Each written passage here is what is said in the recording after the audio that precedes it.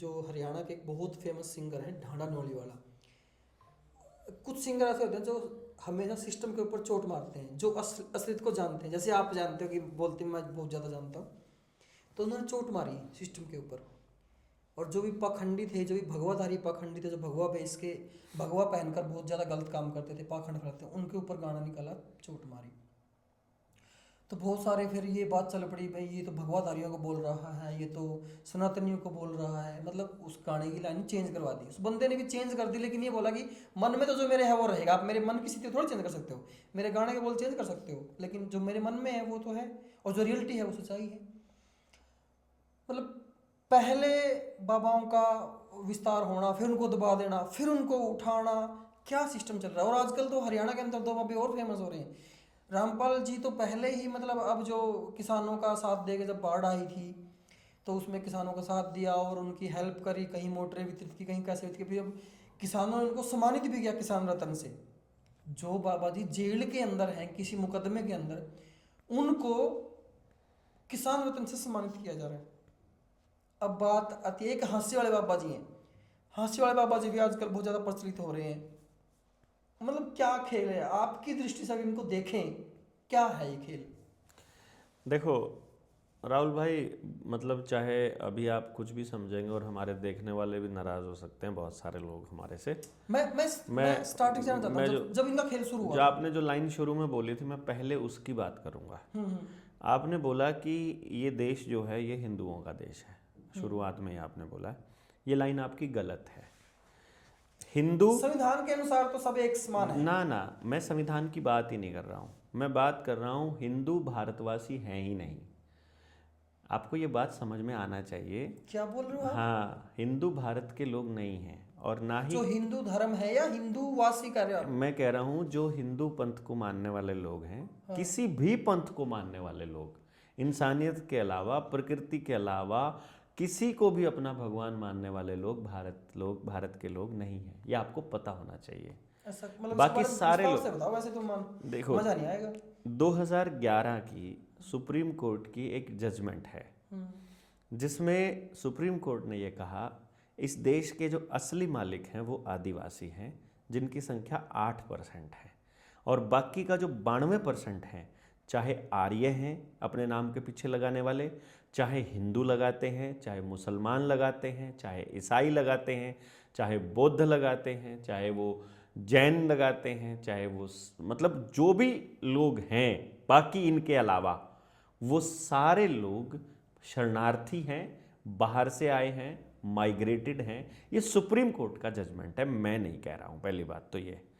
दूसरी बात, हिंदू धर्म के बारे में जब बातें आई हैं कि हिंदू धर्म इतना पुराना है, भारत उससे भी पुराना है।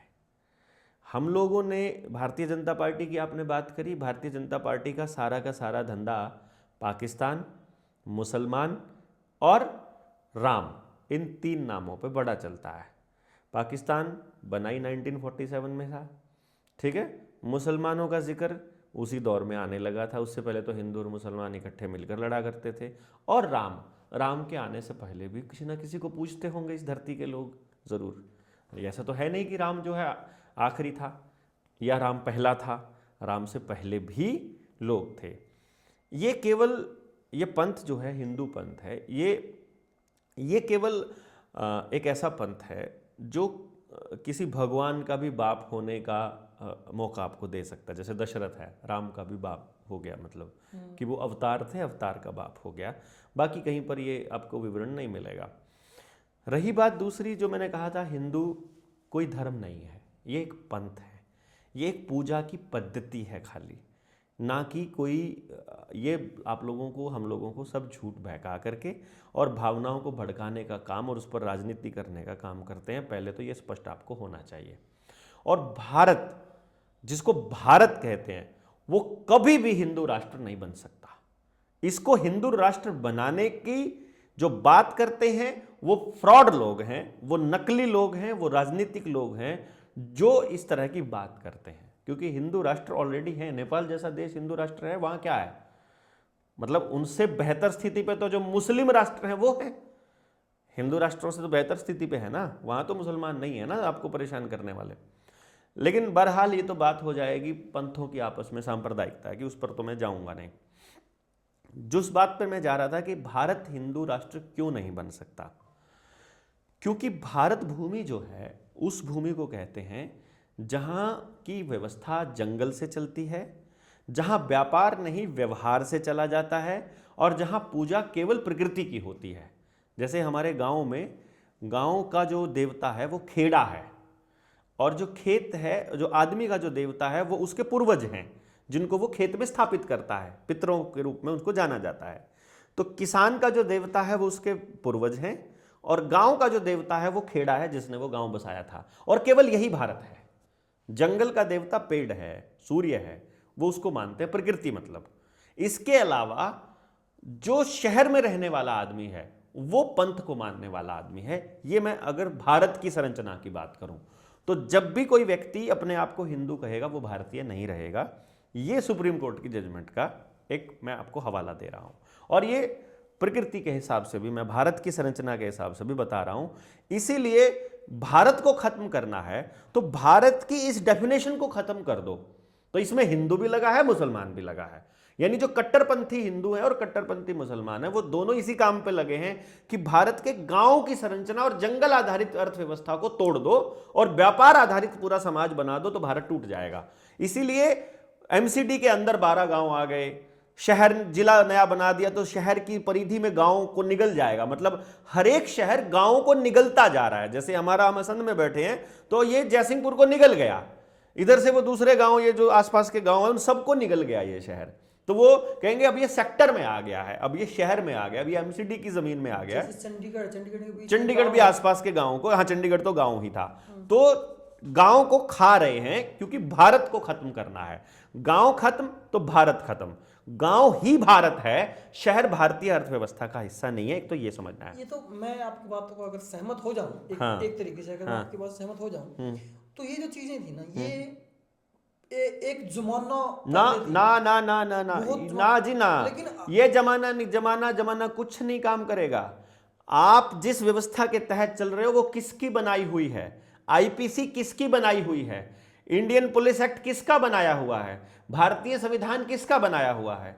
गवर्नमेंट ऑफ इंडिया एक्ट 1935 ही भारत का संविधान है, आपको यह पता होना चाहिए। उन्होंने बाबा साहब को आगे रख दिया ताकि हम और बाबा साहब को फॉलो करने वाले लोग लड़ते रहें आपस में, ताकि असली मुद्दे से ध्यान भटक करके बाबा साहब पर केंद्रित हो जाए, ताकि अभी जो ध्यान असली बात पर ध्यान भटक करके और हिंदुत्व पर चला जाए, ताकि जनता पार्टी को, भारतीय जनता पार्टी को अपना एक मुद्दा मिल जाए। और मैं ये रिस्क ले रहा हूं बेसिकली ये सब बोलने का, इसलिए ले रहा हूं क्योंकि मुझे मालूम है कि वो प्रोपागेंडा रचते हैं इसके लिए, तो वो कुछ भी कर सकते हैं।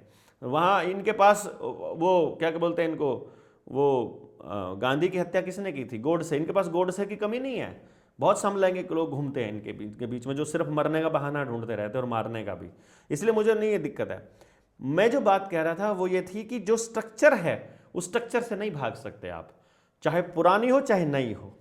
दूसरी बात जो आपने बोली बाबाओं वाली, ये मेरी पुरानी कुछ वीडियोस में मैंने जिक्र किया हुआ है कि चुनाव से पहले मीडिया के अंदर जो बाबा आने लग जाए तो ये समझ लेना कि अब आपके जो नए भक्त पैदा किए जा रहे हैं, जो नए भक्त आ रहे हैं, उनको एक जगह पर कंसोलिडेट करने का काम ये बाबा करेगा। और नेता जब किसी बाबा के चरणों में गिरता है तो वो प्योर प्रोपेगेंडा और नाटक होता है। नेता ऐसे किसी बाबा को ना तो दिल से मानता है, ना ही उनके साथ इनका कोई ऐसा कोई भावनात्मक रिश्ता होता है, और ना ही धर्म नाम की कोई चीज़ इनमें होती है। यदि नेता धार्मिक होगा तो देश में करप्शन नहीं होगा। यदि नेता सचमुच भगवान को मानने वाला होगा तो वो गलत काम देश में होने ही नहीं देगा। वो अपने डिपार्टमेंट्स को कभी बिगड़ने ही नहीं देगा। वो कभी गलत तरीके से वोट लेने की बात ही नहीं सोच सकता। वो कभी परमात्मा के रास्ते से अलग जाने की बात ही नहीं सोच सकता। तो नेताओं का इन बाबाओं के चरणों में गिरना मात्र एक वोट बैंक को लालायित करते हुए, इनकी जीभ लपलपाती है ना, लोग जहाँ दिख जाते हैं इनकी तो वैसे ही जीभ लपलपाती है कि हाँ हाँ माल पड़ा है, यहाँ वोट पड़ी है, इन वोटों को देख लो। तो ये काम नेताओं का पुराना है। रही बात बाबाओं की, कोई भी बाबा बन सकता है आज के टाइम पर, और सबसे ज़्यादा ढोंगी आदमी ही अपने अपने धर्म का प्रचार करता है। मैं आपको ये बताऊं, आप एक धार्मिक आदमी हो और आप धर्म का प्रचार करते हो, मतलब मुझे बड़ा अचरज हुआ। मैं अगर देख स्पेसिफिक बात करूं, हाँ हंसी वाले बाबा जी हैं, हाँ। वो इनकम टैक्स डिपार्टमेंट में उनकी गवर्नमेंट नौकरी थी, और वो गवर्नमेंट नौकरी छोड़ के बाबा बने हैं, और लोगों का पर्चा देखते हैं, जैसे बाबा बागेश्वर देखते हैं ना, ऐसे पर्चा देखते हैं वो कि भाई तेरे अंदर, तुम्हारे घर के अंदर क्या दिक्कत है, तू नौकरी क्यों नहीं लग रहा है, तुम्हारा घर में ये जो हुआ ये क्यों हुआ, कुछ मर गया या कोई तुम्हारा पहले पितर है, ऐसा कुछ, मतलब वो देखते हैं, पर्चा बनाते हैं लोगों का। तो सरकारी नौकरी छोड़ के मतलब बाबा बनना, मतलब आपकी थिंकिंग क्या है इसके पीछे? देखो, सरकारी नौकरी छोड़कर हम जैसे लोग क्रांतिकारी बने हुए हैं, लड़ाई लड़ रहे हैं समाज की, अपना बिजनेस छोड़ करके, और गालियां खाने का काम करते हैं, ठीक है, और वो लोगों के पैर ढोंगी और प्रोपेगेंडा तो आपको बोला जाता है कि आगे जाके राजनीतिक पार्टी बनाएगा ये। राजनीतिक पार्टी बनाना ढोंग कहाँ से हो गया? मान लीजिए आपकी बात को सही मान भी लें हम, नहीं, आपकी मतलब बात बाद में करते हैं, पहले वो बात करो है ना, मतलब वो ढोंग कहाँ से? वो तो एक प्रोसेस का हिस्सा है सामाजिक जीवन का।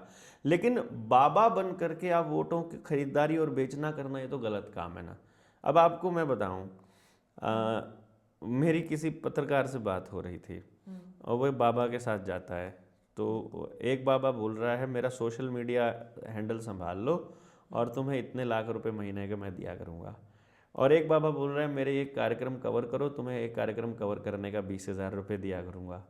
तो बस उसी से समझ में आ जाना चाहिए कि 20,000 रुपये इन्वेस्टमेंट करके वो कितने लाख का खेल खेल जाते हैं। दूसरी बात, अगर आपको धर्म अधर्म, बाबा ढोंगी, इन सब में अगर फ़र्क और भेद देखना होगा तो आपको एक बात समझनी पड़ेगी, परमात्मा को समझना पड़ेगा आपको थोड़ा सा, और बाबाओं की भाषा शैली को देखना पड़ेगा। यदि बाबा किसी देवता को अपना टारगेट बना रहा है, कोई बांके बिहारी को ले लेता है, कोई राम को अपना ले लेता है, कोई कहता है मैं तो शिव का भक्त हूँ, कोई कह देता है ये भक्ति ना, बेसिकली ये एक व्यक्तिगत टास्क है, ये एक मेरा व्यक्तिगत मसला है। जैसे मैं अपनी पत्नी से कितना प्यार करता हूँ, मैं अपने बच्चों से कितना प्यार करता हूँ, मैं अपने देश से कितना प्यार करता हूँ, वैसे ही मैं किसको मानता हूँ और किसकी पूजा करता हूँ, ये उतना ही सीक्रेट चीज़ है। ये मेरे घर में मनाने की चीज़ है कि मैं घर में किसकी पूजा अर्चना करता हूँ, और इसका मैं कभी भी सड़क पर हम डिंडोरा नहीं पीटते हैं कि मैं अपनी माँ से इतने प्यार करता हूँ। आपने कभी बोला सड़क पर खड़ा होकर आई लव यू माँ? लेकिन आई लव भारत माता कहते हैं, जो भारत माता की जय बोलने वाले नौटंकियों के लिए बोल रहा हूँ मैं। जब आप सचमुच प्रेम करते हो ना, तो आप शांति से प्रेम करते हो, तब आपको चिल्लाना नहीं पड़ता है। चिल्लाया जाता है बहरों को सुनाने के लिए, या आप अंदर नहीं सोच रहे होते, आपके अंदर नहीं बज रहा होता, जब आपको बाहर नाटक करना होता है तब आपको चिल्लाना पड़ता है। या तो किसी को सुनाना है या आपको दिखाना है, तब चिल्लाना पड़ता है। ये प्रेम ऐसा ही होता है, और भगवान के प्रति जो प्रेम होता है वो भी ऐसा ही होता है, परमात्मा के प्रति प्रेम।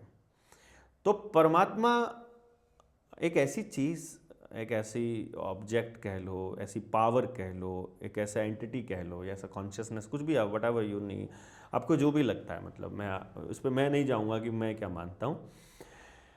आपने जितने भी ये शब्द बनाए हैं, किसी को भी डिफाइन करना है, मैं आपको राहुल कह रहा हूँ तो आपका नाम राहुल है, तो ये जो र है, ये ह है, ये ल है, ये ऊ है और आ है, ये इंसान ने बनाया है। सिंबल जो लिखते हैं हम राहुल, तो इंसान ने शब्द बनाया है, और इंसान को परमात्मा ने बनाया है।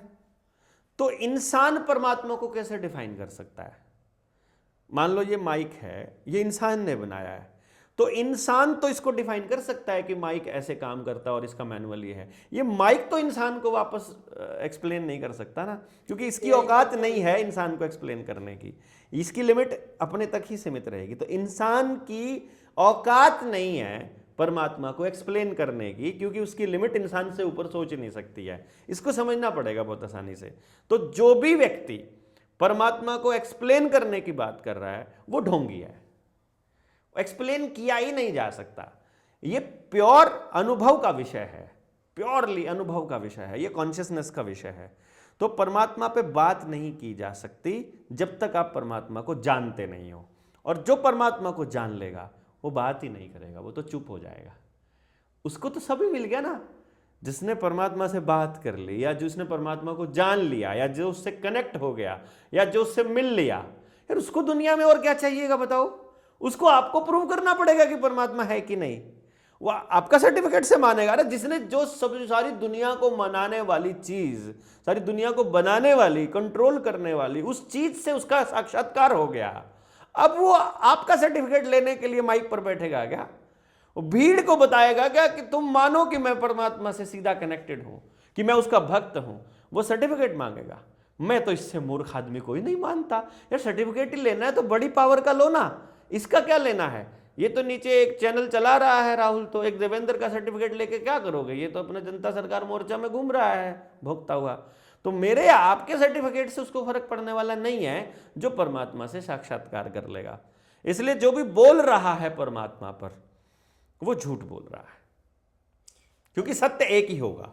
अगर सबकी जबान से निकलने वाली चीज एक नहीं है, मान लीजिए 10 आदमी परमात्मा पर बात कर रहे हैं और 10 के 10 की बात अलग अलग है, तो चांस ये है कि 9 तो 100% गारंटी है कि झूठे हैं, 10 के 10 भी झूठे हो सकते हैं। एक ही सच होगा ना, सच के 9 भाग नहीं हो सकते, सच के 2 हिस्से नहीं हो सकते। आधा सच हो सकता है, लेकिन सच एक ही होता है। इसलिए अलग अलग बात करने वाले लोगों में से कोई एक सच हो सकता है, बाकी सारे झूठ हैं। तो इसमें से देख लो कौन से बाबा को आपको ठीक लगते हैं कि कौन सा सच लगता है। अभी जो ना जो भक्ति को मानते हैं और जो तुलनात्मक लोग हैं, मैं कमेंट्स पढ़ता रहता हूँ। एक संत हैं प्रेमानंद जी महाराज। लोग जब तुलना करते हैं ना, तो लोग बाबाओं में और संत में तुलना करते हैं। भी असली संत जो है वो है, और ये तो सब पाखंडी हैं। ऐसे बहुत सारे कमेंट मैं पढ़ता हूँ बहुत ज़्यादा। जो वो संत हैं प्रेमानंद जी महाराज, वो लोगों में वो बांटते हैं मेरे ख्याल से, जो लोगों को करना चाहिए भक्ति और अपने माता पिता की सेवा, और मतलब ये बस सिर्फ वही सिखाते हैं। वो ये नहीं बोलते मेरी पूजा करो, मैं पर्चा बनाता हूँ, मैं ये देखता हूँ, मैं तुम्हारा भविष्य देख सकता हूँ, ये करता हूँ। वो सिर्फ सिखाते वो। और एक तरफ है वो लोग जो इन बाबाओं को देखो, मानते हैं। मेरे पड़वाओगे सिर, मना पता है। अब प्रेमानंद को क्यों हाईलाइट किया गया है मालूम है आपको? प्रेमानंद को हाईलाइट किया गया है डायलिसिस का प्रचार करने के लिए, कि वो किडनी का पेशेंट है और डायलिसिस होना चाहिए, डायलिसिस से आदमी बच जाता है, इसका डायलिसिस चल रहा है। सिर्फ डायलिसिस का प्रचार करने के लिए और प्राइवेट अस्पतालों की मौज के लिए प्रेमानंद को हाईलाइट किया गया है। मैं आपकी बात ठीक है, सहमत नहीं हूं। ना हो, let us agree to be disagree. Propaganda नहीं हो सकती भाई मैं कह रहा हूं, आप एक बात बताओ, प्रेमानंद को नहीं पता है कि इतना बड़ा षड्यंत्र चल रहा है देश के अंदर? यार संतों की ड्यूटी नहीं बनती है देश को सच बताए? आप इस बात को कैसे बोल सकते हैं? वो भी प्रोपेगेंडा है। मैं कह रहा हूं संत की ड्यूटी नहीं बनती है क्या? उसको दिखाई नहीं दे रहा है देश कैसे मर रहा है? फिर वो अपने तरीके से बता तो रहे हैं, कैसे बता रहे हैं, कैसे रहना चाहिए, कैसे क्या करना चाहिए? उनका काम है, ये टीचर का काम है स्कूल के, उनका काम है सच को सामने लेकर के आना। हर किसी का, अगर परमात्मा से नहीं डरते हो, अगर उससे प्रेम करते हो और उसके साथ जुड़े हुए हो और आप परमात्मा की भक्ति करते हो, तो परमात्मा के भक्त का पहला धर्म है सत्य पर अटल होकर के बोलना। और सत्य यह है कि आपके साथ ठगी हो रही है, और अगर वो सत्य पर नहीं बोल रहे हैं तो नौटंकी है। वो सत्य पर बोलना क्या है उनके लिए? सत्य पर बोलना यह जो असलियत में हो रहा है। क्या उसे नहीं मालूम है कि नरेंद्र मोदी कैसे सत्यानाश कर रहा है?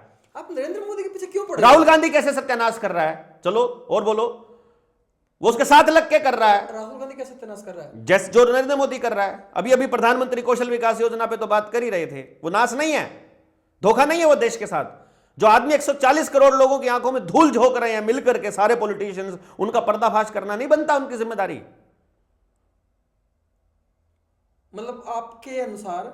मेरे अनुसार नहीं, मैं तो सत्य के अनुसार बोल रहा हूं यार। आप सच नहीं बोल सकते। आपके पास 24 घंटे होते हैं। मेरे जैसा आदमी पागल हुआ पड़ा है, किसी तरह देश के लोगों को जीवन जीना आए, अपनी व्यवस्था बनाए। प्रेमानंद महाराज आज तक किसी को यह नहीं बता पाए अपनी व्यवस्था कैसे बनानी है, अंग्रेजों से कैसे मुक्ति पानी है, बैंकिंग सिस्टम कितना फ्रॉड है, ये पूरा मेडिकल माफिया कितना बड़ा फ्रॉड है, नहीं मालूम है उनको। अब सारा काम उन्हीं के ऊपर थोड़ा थोप दिया जाए। मैं कब कह रहा हूं सारा काम? महीने में एक दिन तो बोल लें, साल में एक दिन तो बोल लें। जिंदगी में एक बार तो बोल दें। मुझे अभी आपके अंदर एक प्रोपेगेंडा नजर आ रहा है बताओ क्या? कि आप हर एक चीज के अंदर बताओ प्रोपेगेंडा ढूंढते हो। यार, मैं ढूंढ दिया मैंने, अब आप उसको काट के दिखाओ। मैं तो ये कह रहा हूं ना, कहने से नहीं होगा ना, प्रूफ दो मुझे। मुझे ये बताओ, मैं ये कह रहा हूं देश के साथ ठगी हो रही है, ये आपको भी पता है, ये मुझे भी पता है, देखने वालों को भी पता है, सबको पता है।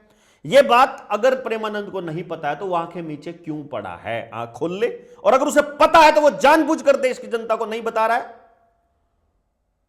यही बागेश्वर के साथ हो रहा है, वो क्यों नहीं बता रहा? और हरियाणा में कोई भी है यार, जितने भी नौटंकी हैं ये सारे के सारे जोन से भी हैं, जो देश को सच बताएगा वही असली संत है।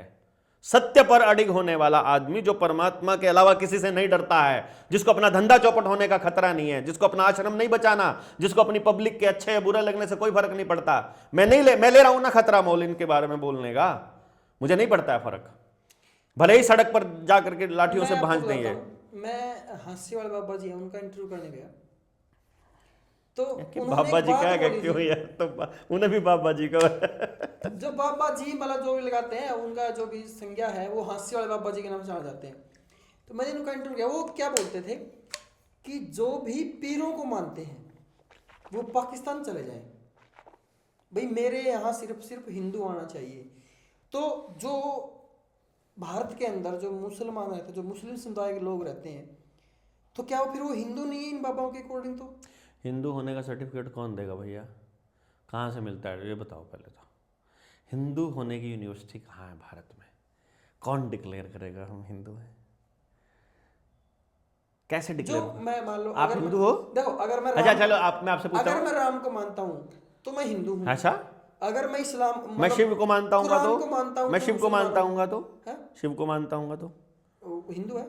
अच्छा, कृष्ण को मानता होगा तो हिंदू है। परमात्मा को मानता होगा तो हिंदू है। अगर कुरान वाला परमात्मा और हिंदुओं वाला परमात्मा अलग अलग है? फिर ये तो मुद्दा ही है ना देश के अंदर। ना ना ना ना, ये तो मुद्दा ही है। मैं ही कह रहा हूँ उनका परमात्मा और हमारा परमात्मा अलग अलग है। ये तो मुद्दा ही है ना देश के अंदर यार। हिंदू और मुसलमान केवल पूजा करने की एक पद्धति मात्र है। हाँ। परमात्मा सबका एक ही है। ये सब बोलते हैं, ऐसा मेरा भी मानना है। ठीक है ना? ऐसा मेरा मानना है ना? तो फिर ये हिंदू होने का सर्टिफिकेट देने वाला वो बाबा कौन होता है? हाँसी वाला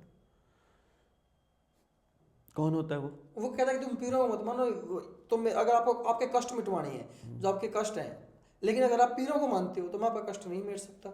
मेरा कष्ट है हाँ। कि ये सरकार लोगों को धोखा दे करके हमारे स्कूलों को बंद कर रही है। हाँसी वाला बाबा या प्रेमानंद या वो बागेश्वर वाला, कोई एक इन स्कूलों को बिकने से बचा दे बस।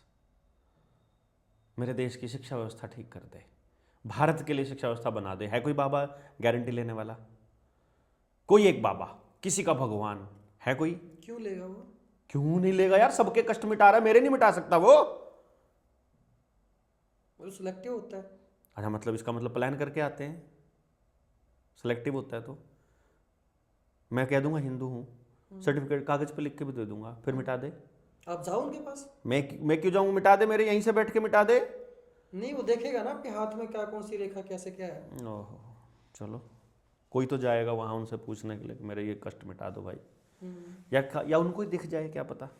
अगर उन इतनी बड़ी सेटिंग है उनकी परमात्मा के साथ दुख मिटाने वाली, तो देश के लोगों का, इतने लाखों अच्छा, लाखों करोड़ों बच्चों का भविष्य बर्बाद होते हुए बचा ले। आप मेरे को ये बताओ, कोई एक पर्सन है और उसको लाखों लोग मानते हैं, बाबा रामपाल है जैसे, अब वो किसी मुकदमे के अंदर जेल में बंद है। अगर संविधान के अनुसार देखें तो वो मुजरिम है, अगर किसी केस के अंदर सजा काट रहा है, और लोग उसको सम्मानित कर रहे हैं किसान रत्न से, क्योंकि उन्होंने किसानों की सेवा करी। जब बाढ़ आई तो उन्होंने उनकी सेवा करी कि कहीं पानी निकलवा दिया, कहीं मोटरें दे दी। अब लोगों के पास भी दो ऑप्शन हो गए, अगर संविधान के अकॉर्डिंग मान के चलें तो वो मुजरिम को किसान रत्न दे रहे हैं, सम्मानित कर रहे हैं। अगर तो वो इंसान को माने तो इंसान ने उनकी सेवा करी है तो उन्होंने एक तो सबसे पहले देखो, इसमें राहुल भाई आपको जो समझना पड़ेगा वो ये कि जिन लोगों ने उनको सम्मानित किया है उनको आप किसान नहीं कह सकते, ठीक है ना? क्योंकि किसानी की ठेकेदारी किसी एक संगठन या एक ग्रुप या कुछ चुनिंदा लोगों ने नहीं ले रखी है। पहली बात तो ये, ना ही आप उनको लोग कह सकते, कुछ लोग कह सकते हैं। कुछ लोगों ने उनको सम्मानित किया, ऐसा बोल सकते हो। लोग नहीं है, मैं भी लोगों में आता हूँ, अदरवाइज मैं भी देश की जनता में आता हूँ। तीसरी बात, संविधान में तो हमेशा से ही जहाँ सरकारों को सूट नहीं करता है, जहाँ सत्ताधारियों को सूट नहीं करता है, उसी को जेल में भेजने का प्रोविज़न है। इसलिए संविधान के हिसाब से अगर किसी को सज़ा हुई है और अगर पुलिस ने वहाँ सबूत प्लांट करे हों या कुछ भी किया हो, तो मैं उसको भी पूरी तरह से नहीं मानता हूँ। ठीक है भाई, मेरे साथ तो हुआ है, मेरे साथ तो बीती है, मैंने किसी पुलिस वाले के साथ बदतमीज़ी नहीं की थी, लेकिन मेरे ऊपर मुकदमा चल रहा है कि तुमने सरकारी अधिकारी के ऊपर हाथ उठाया। मेरे खिलाफ कोई कंप्लेंट नहीं थी, लेकिन पुलिस वालों ने उल्टा लटका करके मुझे पीटा, मेरे 5 साथियों समेत, मुझे 6 साथी थे हम लोग, हम सबको उल्टा लटका के पीटा। मेरे साथ तो ये हो चुका है, इसलिए मुझे मालूम है। रही बात उनको परमात्मा की संज्ञा देने की, और दूसरी बात, देखो बाढ़ आई थी, उन्होंने मोटर, पंप, पाइपें और समाज को बचाने का काम किया। ये तो मैं समझता हूँ हर सामर्थ्यवान व्यक्ति को करना चाहिए। जिनके पास इतनी मैन पावर हो, जिनके पास इतना पैसा हो, उन सब लोगों को ये करना चाहिए। लेकिन इस बढ़ती हुई शिक्षा व्यवस्था के ऊपर बाबा संत रामपाल जी भी नहीं बोले भाई। इस मतलब पूरे गेम के ऊपर, हाँ भ्रष्टाचार के ऊपर बोले हैं, वो खुलकर बोले हैं, मुझे पता है, लेकिन इस शिक्षा व्यवस्था पर वो भी नहीं बोले हैं। और मुझे दिक्कत कहाँ आ जाती है, जहाँ पर व्यक्ति खुद को परमात्मा तत्वदर्शी कहने लग जाए, वहाँ प्रॉब्लम आ जाती है मुझे। दूसरे लोग कहते हैं वो बात अलग है, लेकिन आप पूरा एक मैनेज्ड एक कैंपेन चलाते हो इसके ऊपर, वहाँ पर दिक्कत आ जाती है। अभी इसी चीज़ को समझते हुए मेरे को एक चीज़ और मेरे बैठे बैठे दिमाग में ये आई कि अगर ये काम सरकार करती, यानी कि नायब सीएम हमारे नायब सिंह सैनी करते, लोगों को मोटरें बांट देते, लोगों को मतलब जो जो काम रामपाल ने किया है वो अगर सीएम साहब कर देते, तो क्या जो वो लोग हैं वो सीएम को भी ऐसे ही किसान रत्न देकर सम्मानित करते? मैं वही तो कह रहा हूँ ना, ये इससे कोई भगवान नहीं बनता है ना, इससे आप भगवान का दर्जा नहीं प्राप्त कर सकते। ये तो इमोशंस को खरीदने वाला काम हो गया, ये तो रिश्वतखोरी जैसा काम है कि आपने किसी की मदद की और मदद के बदले आपने उनकी भावनाएं खरीद ली। आप संत हो, आपका काम है और आपकी संगत का काम है सेवा करना। उस सेवा के बदले आपको अपना प्रचार चाहिए, उस सेवा के बदले आपको भक्त लोग चाहिए, तो ये तो तरीका ही गलत हो जाएगा। हाँ ठीक है, सबके अपने अपने तरीके होते हैं पूजा पद्धतियों के, और अपने तरीके से उनको प्रचार करने में भी कोई दिक्कत नहीं आती है, लेकिन अपने आप को सर्टिफिकेट देने वाला, घोषित करने वाले ये कौन होते हैं? हम जैसे को सर्टिफिकेट ये देंगे क्या इस देश के नागरिक हैं कि नहीं नागरिक हैं? ये हमको पाकिस्तान भेजेंगे? मतलब ऐसे वाहियात लोगों को बाबा जी कहते हो आप लोग, जो पाकिस्तान भेजते हैं देश के दूसरे नागरिकों को, जो किसी जिनकी पूजा की पद्धति आपसे अलग हैं, उनको आप पाकिस्तान भेजने की बात कह देते हो और आप अपने आप को बाबा कहते हो। मतलब आदमी और आदमी में भेद कैसे कर लिया आपने? अगर आप बाबा हो तो आदमी में और किसी जानवर में भी भेद नहीं होना चाहिए, चींटी में भी भेद नहीं होना चाहिए। हिंदू धर्म के है ना, हिंदू धर्म ही नहीं है, हिंदू पंथ है, संप्रदाय है, मतलब मान लो बाबा पूजा की पद्धति है, तो बोल रहे हैं वो। तो संप्रदाय का आदमी बाबा कहां से हो गया? सांप्रदायिक आदमी हो गया वो तो। फिर मतलब उनके ऐसा बोलने के, ऐसा काम करने के पीछे मंशा क्या होती है? मेरा जानने की इच्छा तो वही वो थी। मंशा एक ही है, पॉलिटिक्स, प्योर पॉलिटिक्स। राजनीति करने वाले लोग, ऐसे लोगों को, क्योंकि संवैधानिक पद पर बैठा हुआ आदमी, हमारे संविधान में ये मेंशन्ड है कि वो किसी धर्म विशेष का प्रचार नहीं कर सकता या किसी धर्म विशेष के फेवर में या अगेंस्ट नहीं बोल सकता। इसीलिए ऐसे लोग बिठाए जाते हैं इस बेसिस पर कि तुम्हारा धंधा चलता रहता है। जब तक इनकी सेटिंग रहती है तब तक वो खूब फलते फूलते हैं सारे बाबे, सबके यहाँ नेताजी चरण स्पर्श करने के लिए आएंगे, और जिस दिन इनकी सेटिंग खराब होती है बाबा जी जेल में जाएंगे। क्योंकि जहां भी इतनी बड़ी संगत होगी मैनेजमेंट में, थोड़ी सी मिसमैनेजमेंट हुई, एक आदमी मर गया तब गड़बड़ हो जाएगी, किसी ने कंप्लेंट कर दी तब गड़बड़ हो जाएगी, किसी खाते में किसी कागज में गलत कलम चल गई तो अंदर। 1 रुपए की चोरी भी इतना ही बड़ा अपराध है जितनी 1 लाख करोड़ की। अगर कोई एक गुमनाम चिट्ठी वायरल होगी तो भी हो जाएगी। तो सब हाथ में चलता है। तो जब तक सेटिंग रहेगी तब तक बाबा जी बोलेंगे, वही भाषा बोलेंगे जो राजनेताओं को सूट करती है, और जिस दिन राजनेताओं को सूट होने वाली भाषा बोलेंगे उस दिन अंदर जाएंगे। हम जैसे लोग राजनेताओं से भी पंगे लेते हो, ऐसे बाबाओं की भी। मतलब तो फिर चल क्या रहा है इन बाबाओं के नाम पर? मतलब क्या मंशा क्या है? वही राजनीति फिर। Pure politics, nothing else. Power, politics, power और पॉलिटिक्स। अभी पावर पैसे की भी और लोगों की भी। वेब सीरीज आई थी आश्रम, और आश्रम जो वेब सीरीज थी ना, मतलब प्योर पाखंडवाद, प्योर जो चीज बाबाओं के खेल के पीछे होती है वो दर्शाई गई थी उस वेब सीरीज के जरिए, कि बाबा, एक जो बाबा उसके अंदर जो रोल है वो करता क्या है, किस तरीके से करता है। नहीं देखो, इसमें जो वेब सीरीज पे आप यकीन करने लग जाओगे तो कई बार अच्छे लोग भी होते हैं, अच्छे बाबा भी होते हैं जो सचमुच अपना शांति से और सम्मान से जीना चाहते हैं, और जो आसपास के लोग उनको बड़े आदर भाव से पेश आते हैं और उनके अंदर सचमुच परमात्मा का रूप देखते हैं और वो उनके साथ जुड़े रहना चाहते हैं उस संगत में, तो उनकी भी छवि धूमिल होती है। ये भी गलत है। मीडिया में जब भी बोला जाता है, या तो वो ये बताए कि उन्होंने कौन से बाबा की बात करी है।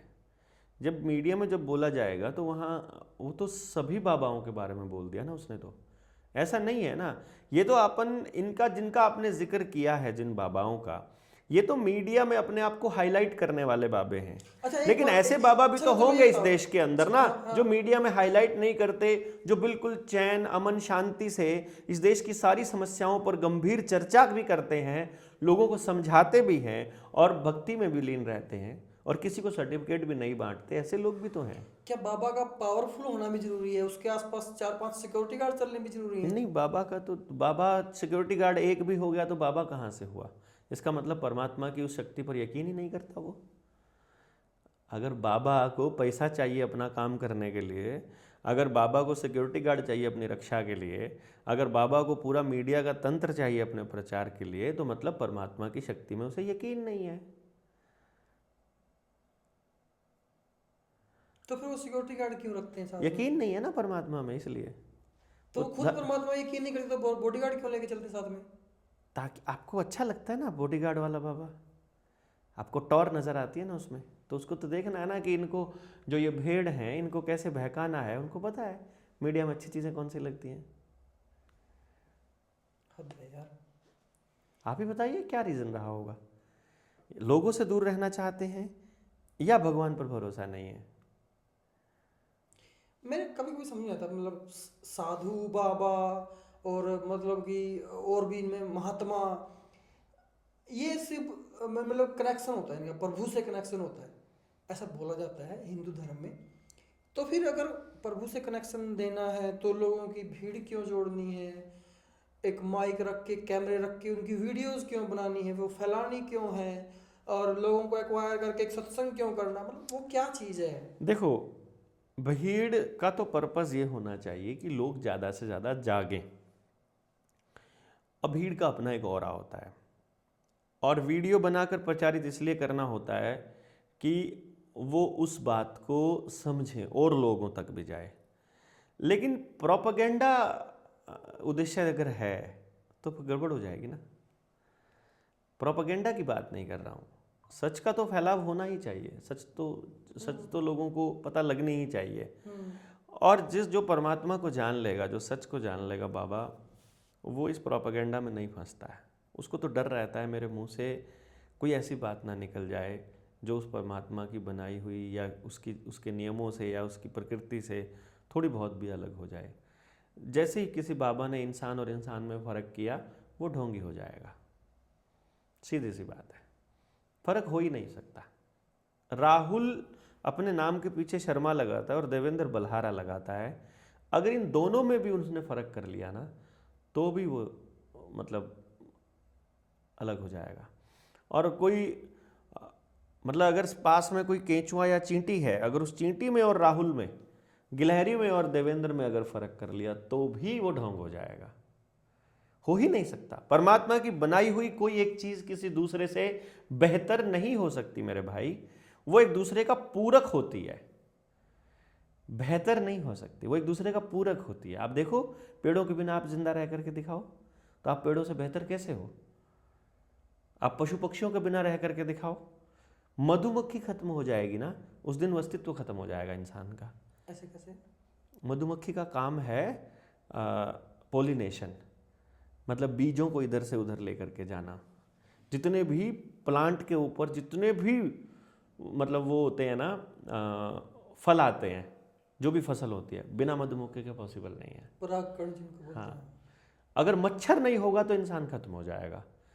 वो नेचुरल इम्यूनाइजर है, नेचुरल वैक्सीनेशन एजेंट है, वो हमारी इम्यूनिटी के लिए सबसे मजबूत एजेंट है मच्छर। और हम मच्छर से बचते हैं। हाँ, वो गलत बचते हैं, बताया नहीं है, और लोगों ने बताया नहीं, ज्ञान नहीं देते ना। इसलिए मच्छर में और आप में अगर आप कहोगे कि हम इंसान बेहतर हैं मच्छर से, मतलब ये सबसे बड़ी बेवकूफ़ी है। और अगर कोई बाबा इंसान को मच्छरों से बेहतर कहे तो वो गलत बाबा है, वो ढोंगी है। इंसान सर्वश्रेष्ठ कृति नहीं है।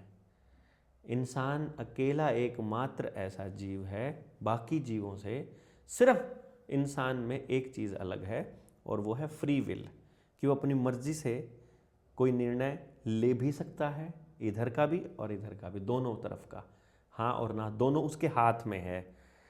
एनिमल कोई भी है, चाहे पशु है, पक्षी है, उसके पास ये निर्णय लेने की ताकत नहीं है। बस उसको परमात्मा के आदेश से चलना होता है, जिसको अंतरात्मा कहते हैं। उसको सिर्फ उसके आदेश पर ही चलना होता है। कुत्ता सड़क पर आ गया, अगर उसको आदेश है कि तुझे चलते रहना है तो उसे चलता ही रहेगा, वो इधर उधर नहीं देखेगा। उसको टक्कर लग रही है, ट्रक उड़ा के ले जाएगा, वो देखने के बाद भी रुकेगा नहीं, क्योंकि उसको आदेश है कि तुझे चलते रहना है। इंसान की अंतरात्मा कहेगी कि ये चोरी है, वो फिर भी करता है कि नहीं करता है, ये परमात्मा ने उसके ऊपर छोड़ा हुआ है। इतना सा फर्क है बस, किसी मच्छर, कुत्ते और आदमी में, इससे ज्यादा कोई फर्क नहीं है। और इसी की वजह से ये सबसे घटिया जीव बन गया है। इससे बेहतर है सब, कोई प्रकृति का विनाश नहीं कर रहा इंसान के अलावा। और इन्हीं घटिया लोगों की लीडिंग ऐसे ऐसे घटिया बाबे कर लेते हैं, जो इंसान को इंसान से अलग करते हैं। वही इस समाज के ऊपर सबसे बड़े कोड हैं। चलो, बहुत बहुत धन्यवाद। धन्यवाद जी, आपके इस अद्भुत ज्ञान के लिए जो आपने हमें दिया। परमात्मा कर